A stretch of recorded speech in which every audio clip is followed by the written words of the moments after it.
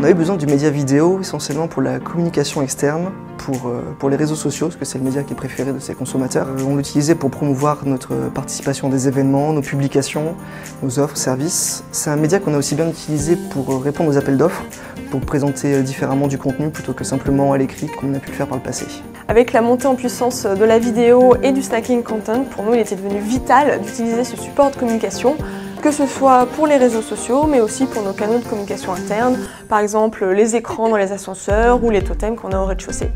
Et donc du coup on a investigué, on s'est rapproché de nos collègues du marketing qui nous ont fortement conseillé Pitchy. On a fait le choix de Pitchy parce qu'on cherchait un outil facile à prendre en main pour une équipe qui n'avait pas de graphiste, pas de compétences techniques pour la production de vidéos.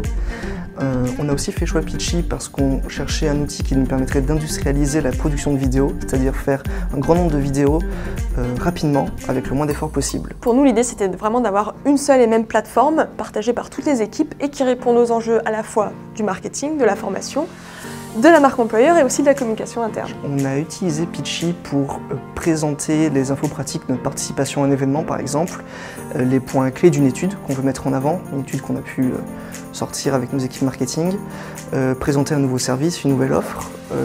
Je l'ai utilisé par exemple il y a peu de temps pour la promotion d'un outil interne, présenter les screenshots de l'application, savoir comment on allait pouvoir ce qu'on allait pouvoir faire dans cet outil, à quoi il va ressembler pour vraiment se projeter, donc ça a plus d'impact finalement qu'un simple email. Au sein de notre équipe, on utilise la vidéo notamment pour les réseaux sociaux, pour servir la marque employeur.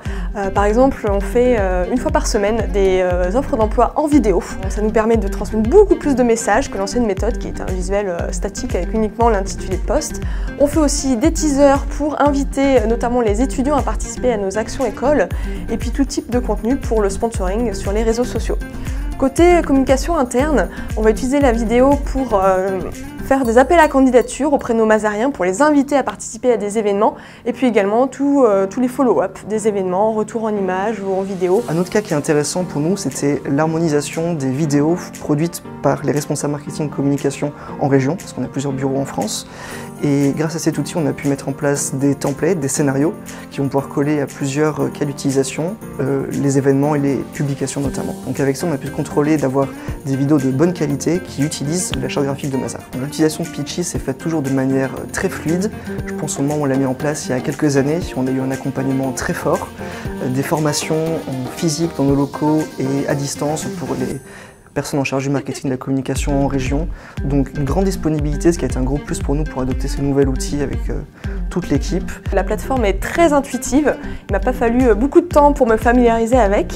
Puis ensuite, au niveau des templates, ils sont très variés et je trouve qu'ils correspondent à vraiment de nombreux cas d'usage différents. Et enfin, ce que j'adore, c'est vraiment la génération automatique de sous-titres. Ça me fait gagner énormément de temps, surtout lorsqu'on sait que les 3/4 des gens ne mettent pas le volume lorsqu'ils regardent une vidéo, donc c'est devenu inévitable de mettre systématiquement des sous-titres.